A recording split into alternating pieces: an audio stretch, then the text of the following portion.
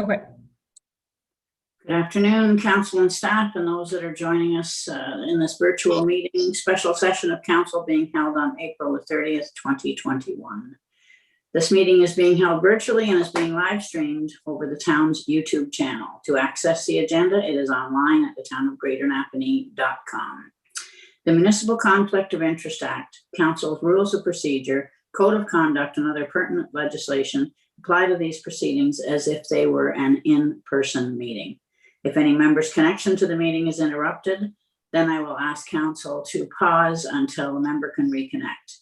If the member has not reconnected within 5 minutes, then the meeting will resume. I will do a roll call for the minutes, which are the official record of this meeting. Ward 1, Councillor McCormack. Present. Ward 2, Councillor Richardson. Present. Ward 2. Ward 3, Councillor Pennell. Ward 3, present. Ward 4, Councillor Norrie. Ward 4, present. Ward 5, Councillor Johnson. Present, thank you. And Deputy Mayor Kaiser. Present. Present, and of course the mayor is present and speaking. I will then turn to Madam Clerk to state the staff members who are participating today with us, please. Through you, Your Worship, we have Brant Zetterberg, General Manager of Community and Corporate Services. Paul Dober, General Manager of Financial Services, Treasurer. Peter Dafoe, General Manager of Infrastructure Services. John Koning, Fire Chief. Michael Nobes, Director of Development Services. And Brianna Clement, Community Engagement Clerk. Thank you. With that, I will call a meeting to order. I would be looking for a motion for the adoption of the agenda for the special session of council dated April the 30th, 2021 to be adopted as presented. Moved by Councillor McCormack, seconded by Deputy Mayor Kaiser. All in favor of that motion? Motion is carried. Thank you. Any disclosure of pecuniary interest and the general nature thereof. I will be declaring a possible indirect conflict of interest respecting item 4.2 due on the April 30th agenda due to a possible indirect pecuniary interest of a child of mine. Items for discussion, 4.1, summer hours. Who's speaking to this? Looks like Mr. Zetterberg's coming on with us.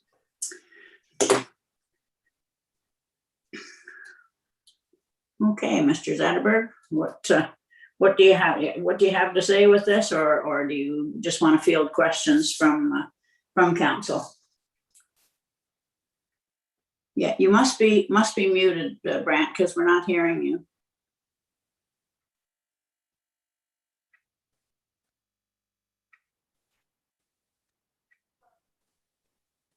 Does that work better now? That does. Thank Okay. you. All right. Sorry about that. That's okay.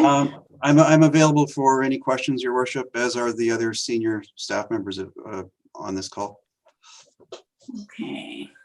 Council, any questions directed to Mr. Zetterberg or other GMs regarding the suggestion, the recommendation before you? Seeing none, you have a staff recommendation. Your Worship, Sorry. I did have a question.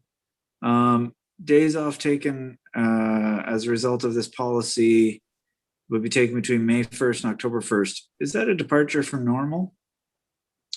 Is that the way it usually is written? Through Your Worship, that was the clause that was agreed to during the compensation discussions.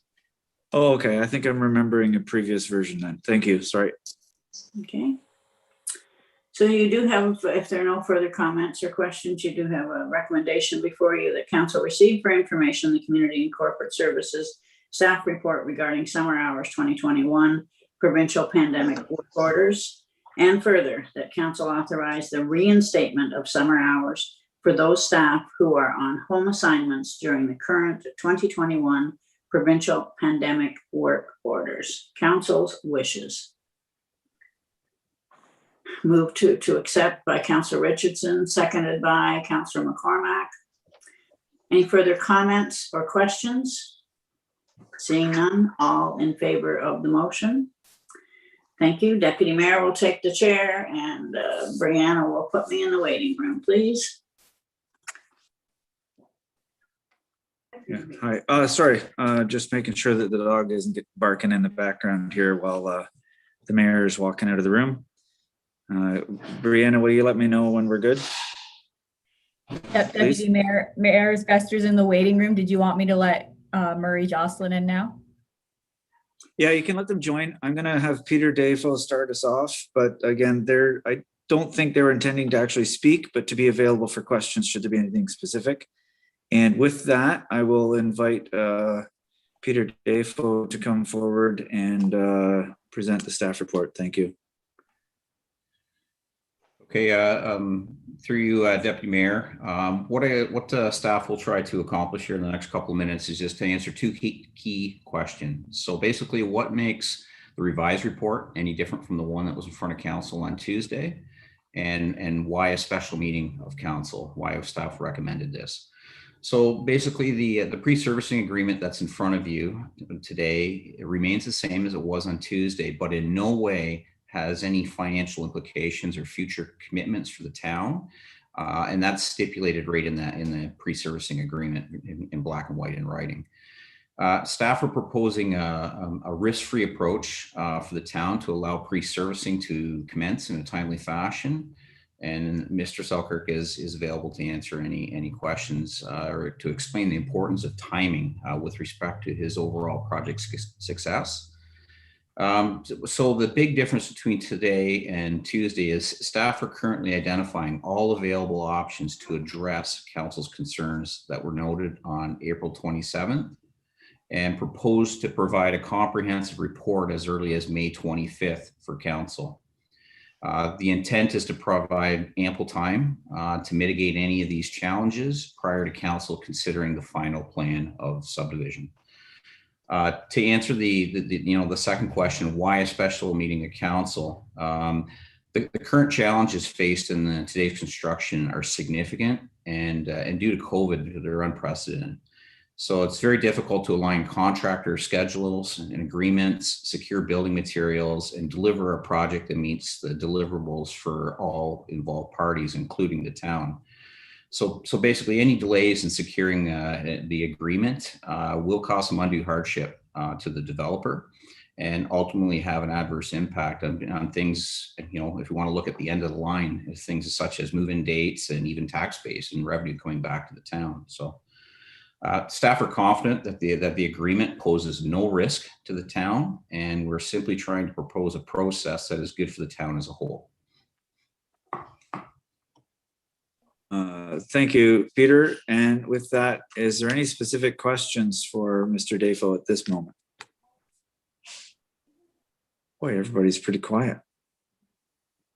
Okay, I'm going to invite either Mr. Selkirk or Mr. Jocelyn to make comments at this point in time as far as the timing and not directly a reaction to Tuesday nights, but just in terms of the timing issues that you would face otherwise, if you could, please.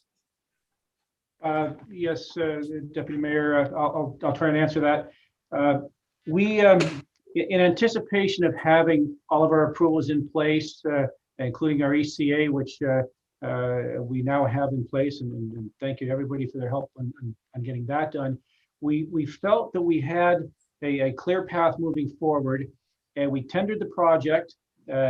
We've awarded a contract, and Taggart Construction was under the impression that we'd be all clear to go starting construction this coming Monday or shortly thereafter. We felt that it was going to be a smooth transition to get a pre-servicing agreement in place, and that everything would be able to fall on that basis.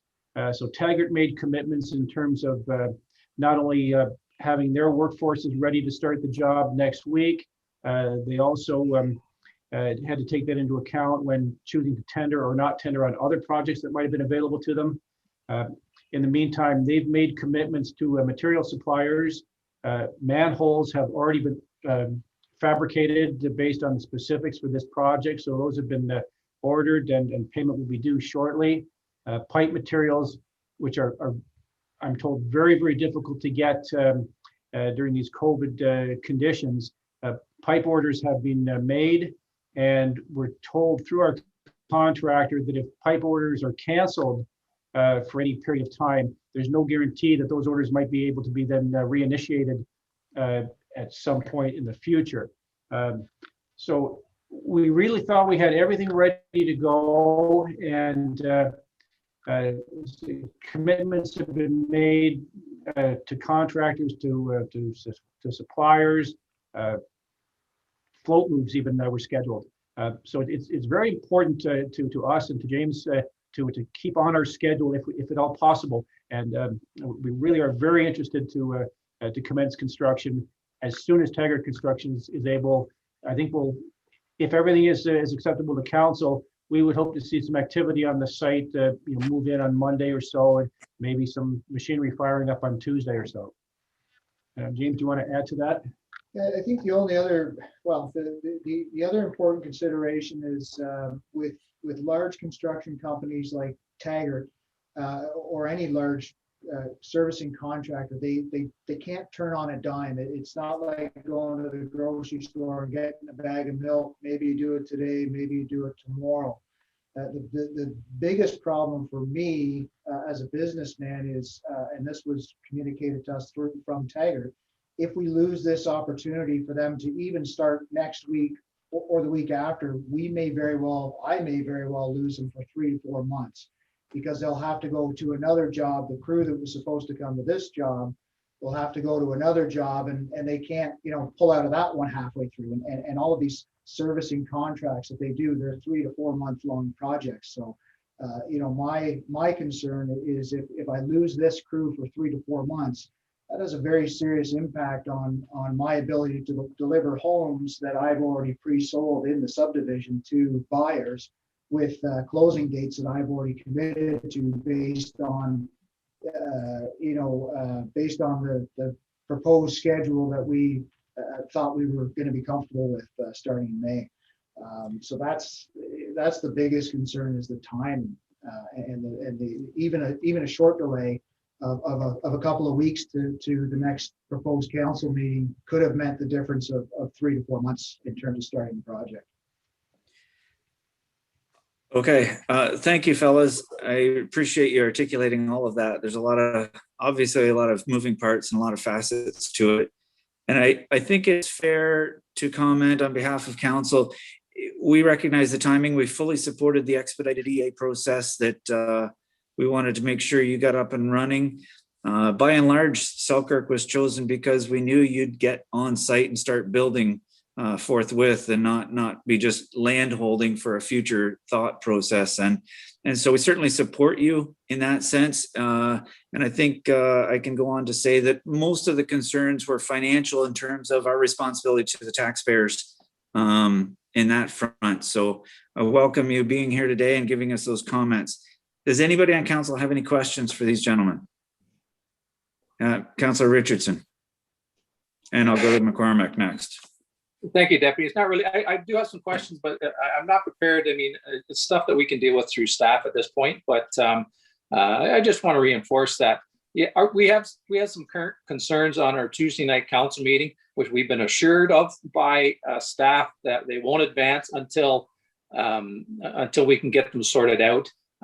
Those concerns really weren't directly related to your project. They were, I guess, directly or indirectly, but we've been assured that those concerns can be rectified prior to, of course, our interest. And I don't want to speak for all of council, but I can speak for myself to say that we are very eager and interested for you folks to get shovels in the ground, which is why we had our meeting today. So, but we've got assurances that our concerns with respect to our Tuesday night meeting can and will be addressed in the future, which shouldn't affect your project, I guess is the best way to put it. So anyways, that's about it. And like I said, I've got some other stuff, but it's not directly related to you. It is kind of, but it's stuff that we can deal with internally before we approach you. So, okay, thank you.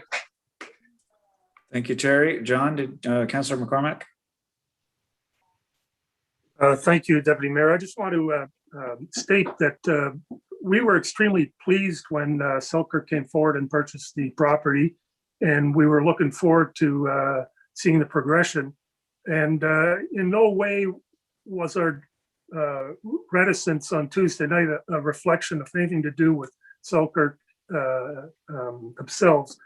But just as when we were in a moratorium on land sales, we had developers and others approach the town with interest in properties that the town possibly would have for sale, and we had to put them off because we had a moratorium. And so for the same reason, it was poor timing that we were approached Tuesday night to make a decision on this, because we still had that final report to come back from KPMG, and that was my concern. And so with the tweaking that's been done by the staff, I'm pretty sure that myself anyways, I'm satisfied with what's being presented today. So I just wanted to say it was just an awkward moment to have this decision come forward to us on Tuesday night when there were still other issues that are unresolved, and that's why we're meeting today. So. Okay, thank you, John. Anybody else have any questions or comments? Councillor Johnson. Thank you, Deputy Mayor.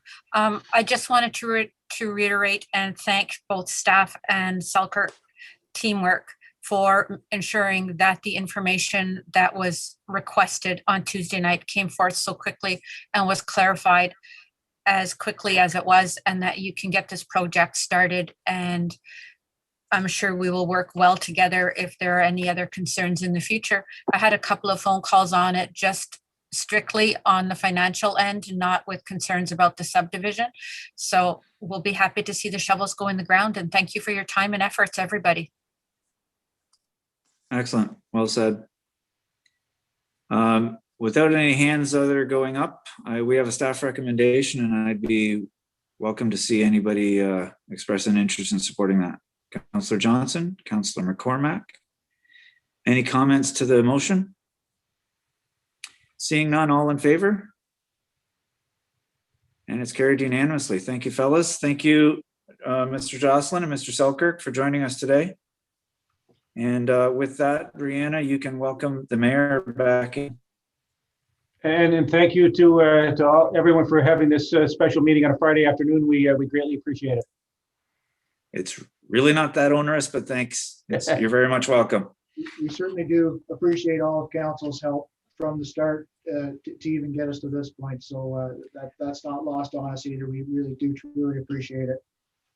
And I'm sure you heard, I guess maybe I welcomed you back a little quick, Your Worship, but it doesn't matter at this point. I think you saw and heard from the council today that there's a willingness to work and an openness and a willing to communicate. So you've got that support definitely going forward.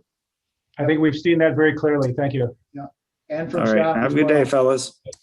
Thank Thank you. Absolutely. Okay. Okay, Your Worship, you have the con 4.3.